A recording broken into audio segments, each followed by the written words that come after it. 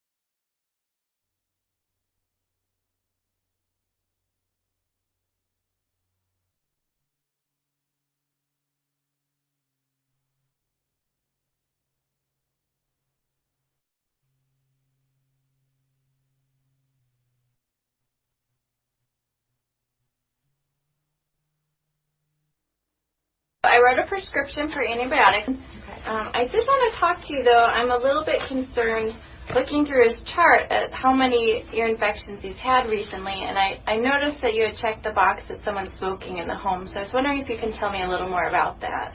Well, it's just me and him, and I do smoke. I try really hard not to smoke around him, but I've been smoking for 10 years, except when I was pregnant with him. But it's so stressful being a single mom and having a full-time job, and so that's why I started smoking again. You have a lot of things going on, and smoking's kind of a way to relax and de-stress. Yes, yeah. Some people have a glass of wine, I have a cigarette. Sure. And it sounds like you're trying not to smoke around him. Why did you make that decision? I know it's not good for him. I mean, I've read those things about ear infections and asthma and stuff, but other kids have ear infections and their parents don't smoke. So on the one hand, you're worried about how your smoking might be affecting him, and on the other hand, you're not so sure if it's really the smoking that's causing these problems. Right. Yeah. I mean, he doesn't have asthma. He hasn't had a lot of other problems that his other friends have. So, and I've thought about quitting before in the past, but I just don't see how it's possible right now. What made you decide to quit smoking when you were pregnant? Well, he was inside me, and we were sharing everything, and I knew that he would get some of that, and I just didn't think I could live with myself if something happened to him. Right now, though, it feels almost too difficult to even manage or even to try. Yeah, exactly. How were you successful when you quit before? I don't know. I think about it now. I don't even know how I did it. I just did it. You know, I just couldn't imagine like him not being born or going into labor early and him having problems and stuff like that, all the stuff that they talk about with women who smoke. So that was just enough to say, okay, you know what, I'm not going to risk that. Mm-hmm. So the risks were so scary then that you were able to stop, but they don't feel as scary to you now. No, I mean, we're two separate people, and like I said, I try really hard not to smoke around him. I'm pretty good about that. I don't let other people smoke around him. So You're doing the best you can do. Yes. Yeah. Okay. But it sounds to me, too, like part of you really does want to quit. Yeah, I know that I need to, and I keep, every new year, I say, okay, this year I'm going to quit smoking. But then something happens, and it just doesn't. It's on your to-do list, it's just not making it to the top. Yeah. If you did decide to quit, on a scale of 1 to 10, where 1 is not at all confident, you don't think you could do it, and 10 is you feel pretty certain that you could, where do you think you fall right now? probably like a 5. Kind of in the unsure area. Like, I know I've done it before, so I know I can do it, but at the same time, it just seems really hard, and it's not the same situation. Well, what made you say 5 rather than 2 or 3? I know all the ways it's bad for me, and I don't want him to grow up thinking that it's okay to smoke. I don't want him to use any kind of, I don't want him to chew or anything like that. So I know I need to, especially before he gets old enough to understand what mommy's doing, but I just don't know if I can do it. Okay. So it sounds like you have a lot of reasons why you'd like to quit. You have been successful quitting in the past, and right now you're just feeling a little bit hesitant about your ability to do it. Yeah. Where do you think we should go from here? I don't know. I'd like some help. I just don't know what kind of help I need.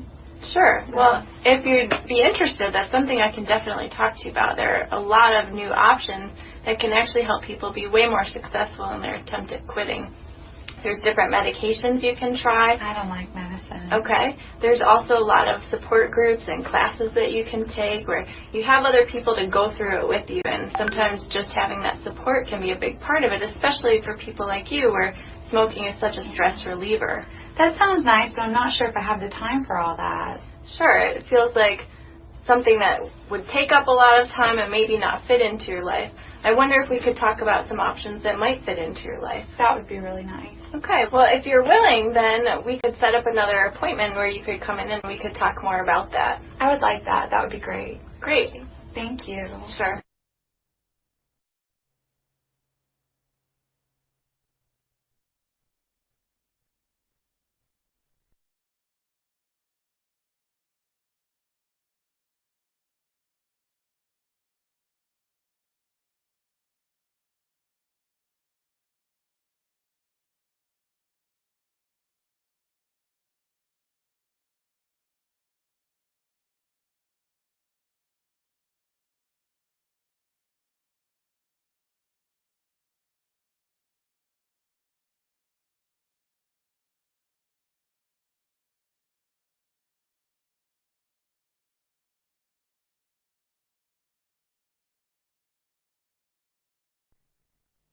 Extract 2.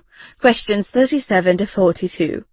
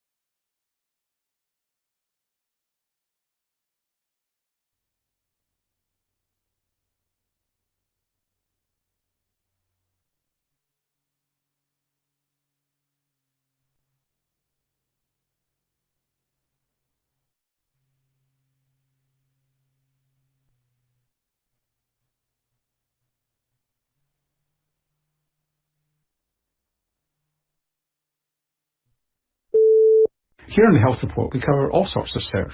The Mediterranean diet, what fat is right for you, how much salt is safe, diets to protect you from diabetes, early death, heart disease. So this next segment is actually a bit perturbing. We're being told that almost all this research is wrong. Yes, John Ioannidis is Professor of Medicine at Stanford University, and he says the scientific approach taken by nutritional researchers is nowhere near rigorous enough, and we have to go back to basics if we're to learn anything significant about how diets impact health. Thank you for inviting me. Now, we've had you on lots of times before, talking about various things and demolishing a few iconic areas of health and research. You're arguing that nutritional research needs radical reform. On what basis do you say that? Well, there's clearly a factory of papers being produced in nutrition epidemiology in particular that don't meet very high standards of credibility. The type of research that is being done in nutritional epidemiology, it's not an issue that there's bad scientists involved in it. Maybe excellent scientists are involved in it, but the odds of getting it right are extremely small. Let's look at that in a moment, but you quote in your paper some really bizarre conclusions that you might come to from if you've believed past nutritional research. Do you want to just tell us some of those bizarre findings and their relation to either longevity or shortened lifespan? Most of these studies are not experimental. They're not randomized. They're just observing people who report what they eat, and they take that seriously, that this is reflecting exactly what they ate, which is one major assumption. Second, people take these behaviors and these numbers as causal, which means that they look at the numbers and they translate them to an effect of these nutrients or of these foods on mortality. And then they also make another assumption that these risks are applicable to the entire lifespan. So then, let's take a number like 15% relative risk reduction in mortality or 15% increase in survival, which is the typical number that comes out of these studies. And this is the number that is the summary of all the data, for example, on what is the benefit with eating 12 hazelnuts a day.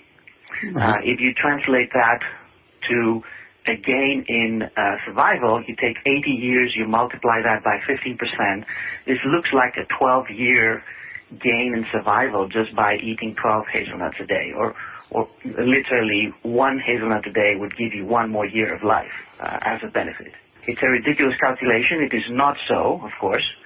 Even if you believe that one of these foods or one of these nutrients or a couple of them may be important, it's impossible to believe that every single food, every single nutrient will have such tremendous benefits or such tremendous risks. So you get there because of there's multiple levels of unreliability. Is that what it is? That essentially the food diary is unreliable, they're not controlling for other factors such as education and other environmental factors properly, and they all conflate together to give you bizarre results? Is that what's going on? Exactly. It's a problem at multiple levels. It's an extremely difficult field to study. And it doesn't mean that observational studies, that epidemiological studies get it wrong all the time.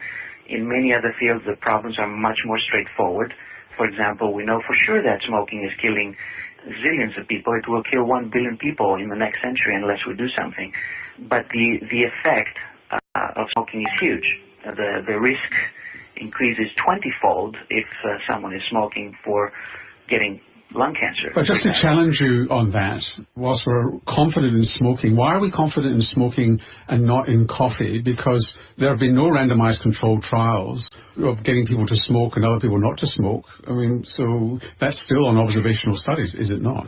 The major difference with smoking is that the effect is tremendous. We're talking, as I said, of a 20-fold increase in risk of lung cancer, 10-fold increase in cardiovascular disease. Many other diseases have tremendous increase in risk. For each single nutrient, each single things that we eat or drink, the effects, even if you take these studies literally, are much, much, much smaller. And based on what we know from some randomized trials that we have done, the effects are pretty much close to null, if not exactly null. I mean, it's very likely that they're exactly null, which means that it's a complete waste to even try to pursue them any further. What about... We cannot really use epidemiology to study a relative risk of 1.01. We can do it to study a relative risk of 20, which is what's the case for smoking. And just to dissect that out for people who don't know the statistics, is that 1.01 is, there's no effect, 1.01 is just tiny, whereas 20, an effect of 20 is 20 times the risk. So 1.01 is just a little bit over what would be normal and probably within normal limits. So what about eating patterns? I mean, you yourself have been involved in trials of the Mediterranean diet. So I think that eating patterns in theory might be able to get you a little bit of that complexity of all these nutrients interacting together. But even those are very difficult, if not impossible, to study within an observational context. Again, you have most of these problems operating. Number one, you need to ask people what type of eating pattern they're following, and responses may be accurate or very often may be very inaccurate, especially if you try to recall what you ate and tell what you're doing. Just try it to yourself and see whether that information would be reliable. The second problem is that you still have extreme complexity among all these nutrients. We have over 200,000 different foods that you can combine in different ways. There's no clear eating pattern that each one of us is following. We follow different eating patterns in different periods of our lives and different days even. And it also changes all the time. If you superimpose the way that we react to all of these chemicals that we digest, our metabolic profile, also our genetic profile might affect how we react. Circumstances, our environment, socioeconomic factors that dictate what we decide to eat or not eat, and what we do or don't do with our life at the same time. It's an extremely complex system.